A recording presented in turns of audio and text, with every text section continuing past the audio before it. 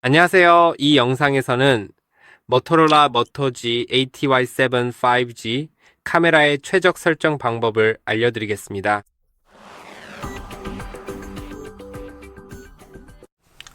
자, 이제 카메라를 열어서 사진을 가장 잘 찍을 수 있도록 설정할 수 있는 모든 것을 살펴보겠습니다.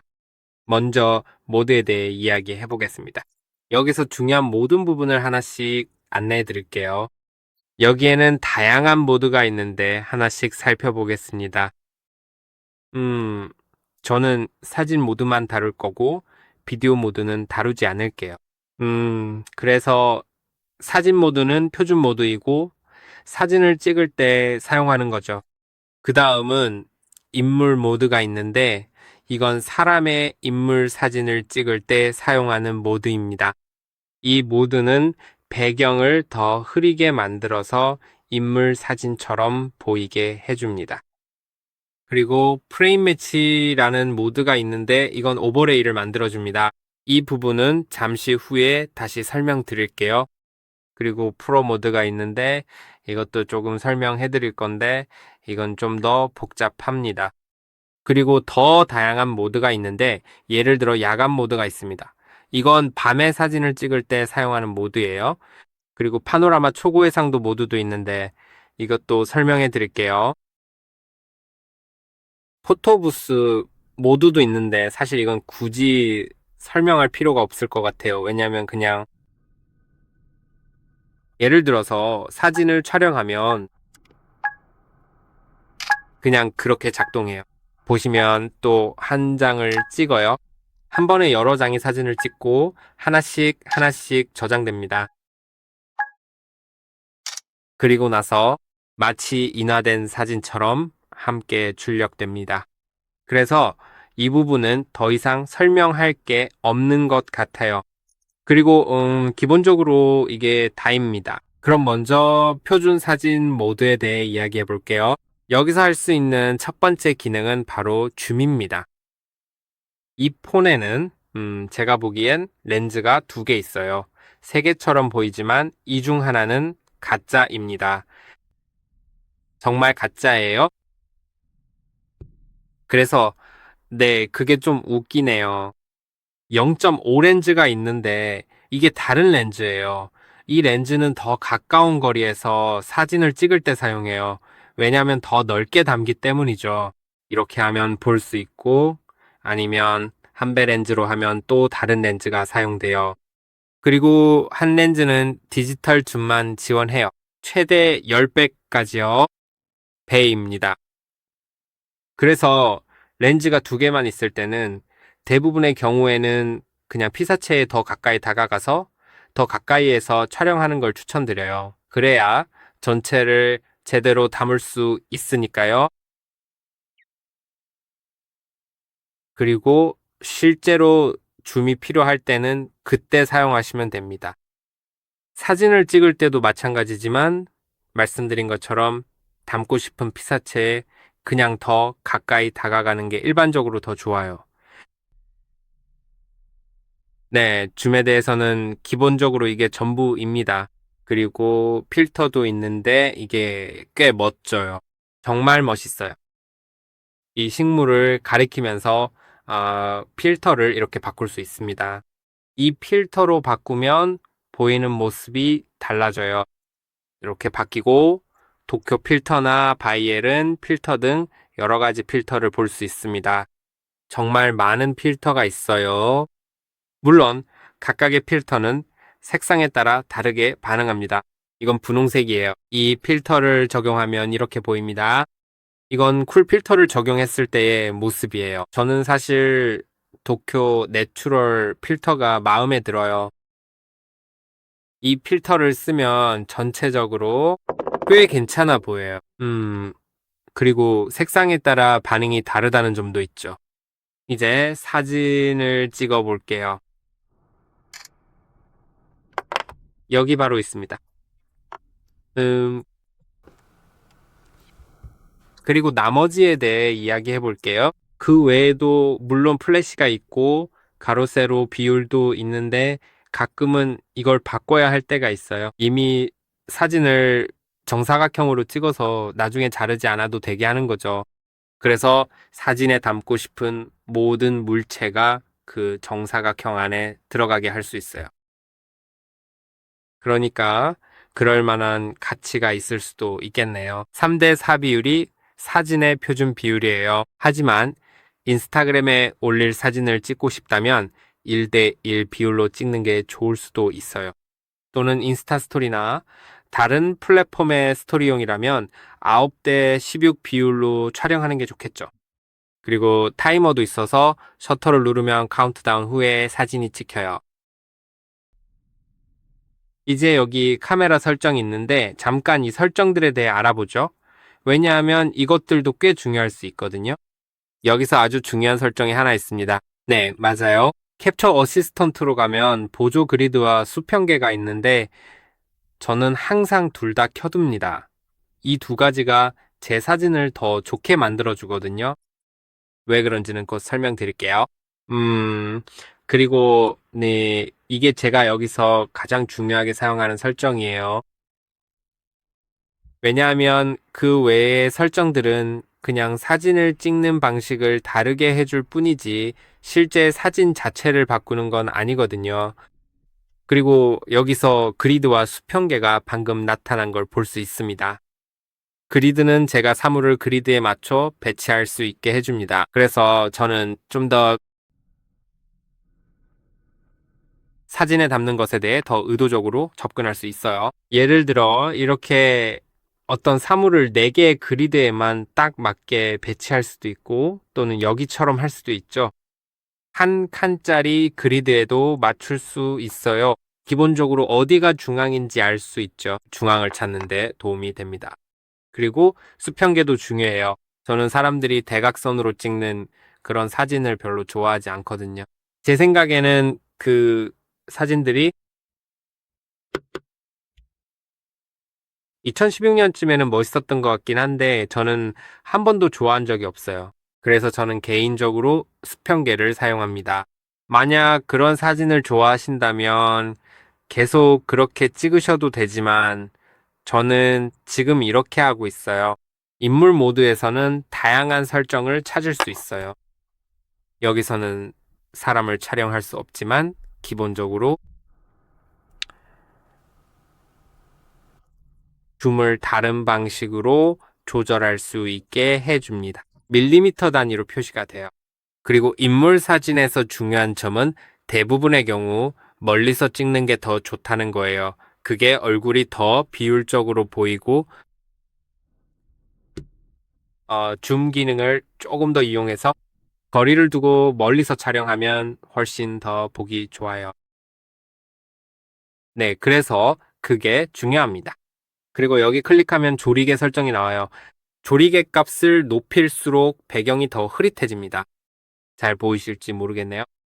이 꽃 뒤에 제 배경이 있는데 흐림 정도를 더 줄이거나 늘릴 수 있어요. 그래서 이건 전적으로 여러분의 선택이에요. 항상 블러 레벨 6으로 사진을 찍을 필요는 없습니다. 실제로 원하는 결과에 따라 조절하면 되는 거예요. 그리고 프레임 매치라는 멋진 모드가 있는데 사진을 찍으면 오버레이가 생성돼요.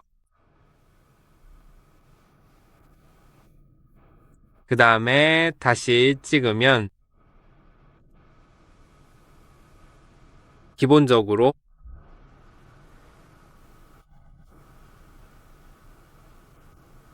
잠깐만요.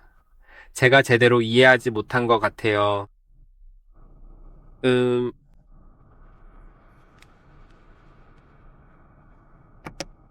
죄송해요. 제가 그 모드의 의미를 잘못 이해했네요. 사실 꽤 이상한 모드인데 저도 아직 본 적이 없어요. 그러니까 만약 사진에 본인이 나오고 싶은데 친구가 완벽한 프레임을 잡아줄 거라고 믿지 못할 때 이 기능을 쓸 수 있어요. 배경이나 사진에 담고 싶은 것에 완벽한 프레임을 직접 잡을 수 있는 거죠. 실제로 이렇게 배경 사진을 먼저 찍을 수 있어요. 그러면 오버레이가 생성돼요. 그 다음에 친구에게 폰을 건네주고 이제 본인이 등장하면 됩니다. 여기서 제 손가락이 저라고 생각해 볼게요. 그리고 친구의 역할은 오버레이와 사진을 최대한 정확하게 맞춘 다음 사진을 찍는 거예요. 그래서 결국 원하는 대로 정확하게 맞춰서 찍을 수 있는 거죠. 그러니까 만약에 시각적인 감각이 부족하거나 내 의도를 잘 모르는 사람에게 폰을 맡겨야 할 때 이런 식으로 활용할 수 있습니다. 이제 프로 모드에 대해 이야기할 건데 프로 모드는 가장 어려운 기능이라 마지막에 다룰 거예요. 이제 더보기로 가볼게요. 야간 모드에서는 기본적으로 밤에 사진을 찍을 수 있어요. 밤이죠. 맞죠? 그럼 불을 꺼볼게요. 이것도 한번 꺼보도록 할게요. 이제 사진 모드로 들어가게 되면 그냥 일반적인 사진을 찍을 수는 있겠지만 아무래도 화질이 조금 낮게 나올 거예요.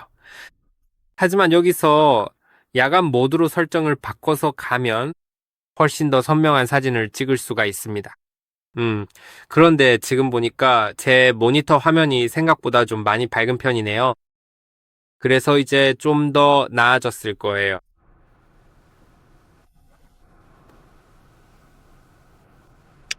네. 다른 곳에서 한번 해볼게요. 좋아요. 방금 다른 걸로 사진을 찍었어요. 그러니까 기본적으로 무슨 일이 일어난 거냐면요. 무슨 일이 일어난 거냐면요. 그 사진을 더 오랜 시간 동안 찍은 거예요. 잠깐 동안 로딩을 했고, 그 로딩 덕분에 사진이 더 좋은 품질로 보이게 됐어요. 그리고 이 부분을 잠시 후에 프로 모드로 설명해 드릴게요. 하지만 나이트 비전 모드를 사용할 때는 휴대폰을 아주 가만히 들고 있어야 해요. 그렇지 않으면 사진이 흐릿하게 나올 거예요. 그리고 이제 더 있습니다. 이제 울트라 레즈로 가볼게요. 이 모드는 기본적으로 최고의 화질로 촬영할 수 있게 해줍니다. 울트라 레즈 모드에서 사진을 찍으면 굳이 확대할 필요가 없다는 점이 정말 좋아요. 어차피 확대도 잘 안 되거든요. 최대 해상도로 사진을 찍고 나중에 잘라내면 됩니다. 왜냐면 일반 사진 모드에서 확대하지 않고 사진을 찍으면 나중에 잘라낼 경우 화질이 더 낮아질 수 있기 때문이에요. 그래서 사진을 찍을 때 뭔가를 확대하고 싶다면 그냥 울트라 레즈로 찍고 나중에 잘라내는 게 더 낫다고 생각해요. 혹시라도 나중에 확대하지 않기로 결정할 수도 있으니까요. 네, 왜냐하면 사진 모드에서 확대하면 카메라가 자동으로 잘라내는 부분을 놓칠 수 있으니까요. 그래서 기본적으로 그게 전부예요. 여기 이렇게 나와 있어요. 그 모드가 제대로 작동하려면 좋은 조명 조건이 필요하다고요. 그리고 이제 포토 부스가 있습니다. 이건 이미 설명했어요. 이제 다시 프로 모드로 돌아가 볼게요. 이게 가장 중요한 부분이에요. 우선 포맷부터 살펴보면 JPEG로 설정할 수 있는데 이건 표준 사진 포맷이지만 압축되어 있어서 편집하기에는 그다지 좋지 않아요. 하지만 저장 공간은 덜 차지하죠. 직접 설정해서 사진을 찍고 나중에 따로 손대지 않을 거라면 이 포맷이 좋아요. 편집을 원한다면 RAW 사진 포맷으로도 촬영할 수 있는데 이게 편집에는 더 적합해요. 이 부분은 나중에 예시로 보여드릴게요. 그리고 JPEG와 RAW를 동시에 저장하는 옵션도 있어서 두 가지 포맷으로 한 번에 사진을 찍을 수 있어요. 이제 포커스에 대해 설명드릴게요. 포커스는 기본적으로 자동으로 설정되어 있어서 자동으로 대상을 맞춰줍니다. 하지만 이제 제가 가장 가까운 곳에 초점을 맞추도록 설정할 수 있어요. 보시다시피 가장 가까운 물체에 초점이 맞춰졌죠? 이제 만약 더 멀리 두면 배경에 있는 것에 초점이 맞춰지고 앞에 있는 것에는 맞춰지지 않아요. 그리고 더 멀리 두면 더 멀리 있는 곳에 초점이 맞춰집니다. 아니면 다시 자동으로 돌릴 수도 있어요. 그래서 무언가가 움직이더라도 같은 위치에 초점을 고정하고 싶을 때 특히 유용해요. 여러 장의 사진을 찍으면서 초점을 고정하고 싶다면 이렇게 설정하시면 됩니다. 화이트 밸런스는 기본적으로 사진의 색온도를 따뜻하게 또는 차갑게 조정하는 기능이에요. 이 기능은 사실 여러분에게 사진에 어떤 효과를 주기 위한 것이 아니라 효과를 입히는 용도라기보다는 실제로 눈으로 보는 것과 가장 비슷하게 보이도록 색을 맞춰주는 역할을 합니다. 제 생각에는 이게 기본적으로 비슷한 것 같아요. 왜냐면 이와 비슷한 옵션이 더 이상 보이지 않거든요. 이것도 기본적으로 비슷할 거예요. 하지만 이게 그렇게 초록빛이 돌지 않는 걸 보니 실제로는 값을 좀 낮춰야 할 것 같아요. 이것도 자동으로 설정하면 보통은 괜찮지만 가끔은 미세하게 조정이 필요할 때가 있어요. 혹은 여러 장의 사진을 찍을 때 화이트 밸런스가 다르게 나오지 않길 원한다면, 왜냐하면 화이트 밸런스가 계속 자동으로 조정되기 때문에 고정된 값으로 설정할 수도 있습니다. 이제 셔터 속도와 ISO에 대해서는 잠시 후에 설명드릴게요. 노출은 기본적으로 밝기라고 생각하시면 됩니다. 노출을 자동으로 설정하면 ISO와 셔터 속도가 동시에 자동으로 조정됩니다. 이제 셔터 속도는 카메라가 사진을 촬영하는 데 걸리는 시간이라고 보시면 돼요. 시간이 길수록 더 많은 빛을 받아들이고 시간이 짧을수록 빛을 덜 받아들입니다. 그래서 마이너스로 설정하면 사진이 어둡게 나올 가능성이 높아요. 플러스로 설정하면요. 최대로 올리면 사진이 정말 밝아질 거예요. 지금 숫자가 32로 되어 있는데 이건 32초라는 뜻입니다. 그래서 지금 사진을 찍으면 실제로 카운트다운이 시작되는 걸 볼 수 있고 이런 설정은 야간 사진에 아주 좋아요. 하지만 지금 움직이거나 카메라를 흔들면 사진이 흐릿하게 나올 거예요. 그럼 15초 후에 다시 말씀드릴게요. 좋아요. 이게 결과입니다. 제가 깜빡했네요. 아, 불이 켜져 있어서 그렇게 할 수가 없었어요. 빛을 너무 많이 받아버렸네요. 하지만 다시 해볼게요. 이번에는 1초만 시도해볼까요? 그리고 ISO는 지금 최저로 되어 있는 것 같아요. 네, 지금 최저입니다. 좋아요. 이제 사진을 찍어보면 아까 말했던 그 흐림 현상을 볼 수 있습니다. 여전히 너무 밝긴 하지만 이제 이해하셨을 거예요. 이제 ISO에 대해 말씀드릴게요. ISO를 낮게 설정할수록 사진이 어두워지고 높게 설정할수록 사진이 더 거칠게 보일 수 있습니다. 이제 두 가지 예시를 보여드릴게요. 셔터 스피드를 가장 낮게 ISO를 가장 높게 설정하고 셔터 스피드를 조금 더 높인 다음에 사진을 찍으면 사진이 거칠게 나올 거예요. 여기서는 잘 안 보일 수도 있지만 특히 어두운 환경에서는 사진의 노이즈가 생길 수 있습니다. 그리고 이제 ISO를 100, 즉 최소로 설정하고 셔터 스피드는 예를 들어서 15분의 1초로 맞추고 움직이면 사진을 찍는 동안 흔들리게 되어 사진이 흐릿하게 나올 거예요. 이제 사진을 찍는 마지막 부분으로 넘어가서 편집하기 전에 알아볼게요. 가능하다면 항상 ISO를 최대한 낮게 설정하고 사진이 흐려지지 않는 한도 내에서 셔터 스피드는 최대한 빠르게 설정하는 것을 추천합니다. 그리고 셔터 스피드를 어떻게 설정할지 결정할 때는 사진 속 움직임이 얼마나 있는지에 따라 결정하면 됩니다. 움직임이 적을수록 더 낮은 값을 설정하면 되고 움직임이 많을수록 더 높은 값을 설정하면 됩니다. 혹은 조명이 아주 좋다면 어쨌든 낮은 값으로 설정해도 됩니다. 그리고 ISO입니다.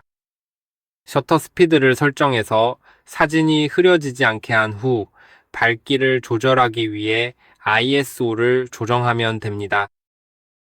이제 사진을 한 장 찍어 보겠습니다. 지금은 조정하고 싶지 않아서 자동 모드로 다시 전환하겠습니다. JPEG와 RAW 둘 다로 사진을 찍겠습니다. 이제 사진이 두 장 있는 것 같네요. 이것이 JPEG이고 이것이 RAW 사진입니다. 색감이 약간 다르다는 걸 볼 수 있습니다. 잠깐만요. 카메라의 밝기를 좀 올릴게요. 지금은 잘 안 보이네요. 네. 이게 RAW 사진이고 이게 JPEG입니다. 여기서는 덜 보정된 걸 볼 수 있습니다. 이제 이 사진들을 편집해 보겠습니다. 빠르게 편집을 해볼게요. 조정 메뉴로 가서 제일 먼저 할 것은 밝기 조절입니다. 밝기를 완전히 낮췄다가 올려볼게요. 그 다음은 대비를 완전히 올려볼 수 있습니다. 이번에는 화이트 포인트를 조정해 볼게요. 품질이 떨어지기 시작하는 걸 볼 수 있습니다.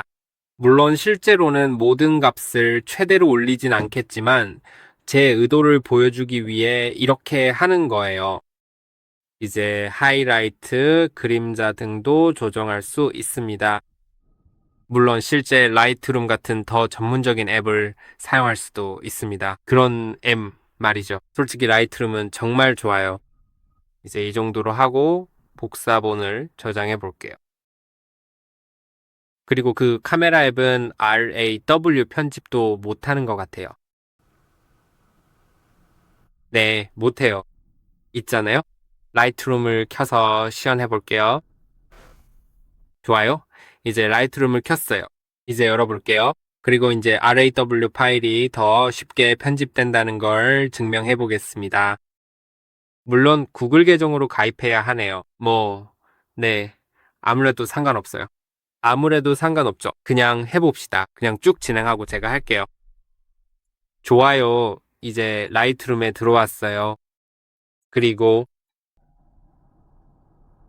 제 RAW 사진과 일반 사진을 라이트룸에서 편집해 볼게요. 잠깐만요. 꼰이 사라졌네요. 네, 그럼 빨리 편집해 볼게요. 일단 밝기만 조절할게요. 노출을 조금 올려볼게요. 네, 그리고 대비도 조금 올릴게요. 하이라이트도 조금 올리고 그림자도 조금만. 그렇죠? 화이트도 올릴 수 있고 블랙은 조금 내릴게요. 네, 이런 식으로 전부 조금씩만 조절하고 있어요. 그리고 이게 제 생각엔 이미 좋은 예시인 것 같아요. 근데 더 잘 보이게 하려면 더 올릴 수도 있을 것 같아요. 실제로 그림자는 좀 더 내릴게요. 네, 이게 제가 편집한 사진이에요. 알아요. 별로 좋아 보이지 않지만 원래 그런 게 아니니까요. 이제 이 복사본을 제 기기에 저장할게요. 그러니까 실제로는 이거예요. 그리고 이게 원본 사진이에요. 이제 노출을 올려볼게요. 그리고 대비도 올려줍니다. 하이라이트는 올리고 그림자는 내리고 잠시 후에 둘을 비교해 볼 거예요. 화이트는 올리고 블랙은 내립니다.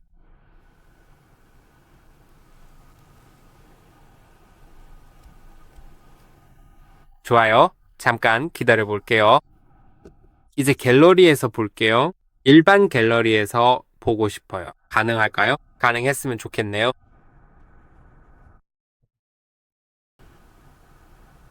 사실 그게 갤러리 앱은 아니었던 것 같아요. 좋아요. 그럼 어쨌든요. 이제 제대로 된 갤러리에 들어왔어요. 좋아요. 라이트룸에서만 비교할 수 있을 것 같으니까 그렇게 할게요. 이 사진과 이 사진은 라이트룸에서 편집한 거라서 이게 표준 사진이고 화질을 보기 위해 확대해 볼게요. 화질이 나쁘진 않지만 그렇다고 아주 좋지도 않아요. 폰이 잘 담아내지 못한 부분, 사진에 제대로 저장되지 않은 부분도 있어요. 원본 사진을 보면 편집 후가 훨씬 좋고 디테일도 더 많아요. 이상입니다. 영상이 도움되셨길 바라며 좋아요와 구독 잊지 말고 다음 영상에서 또 만나요.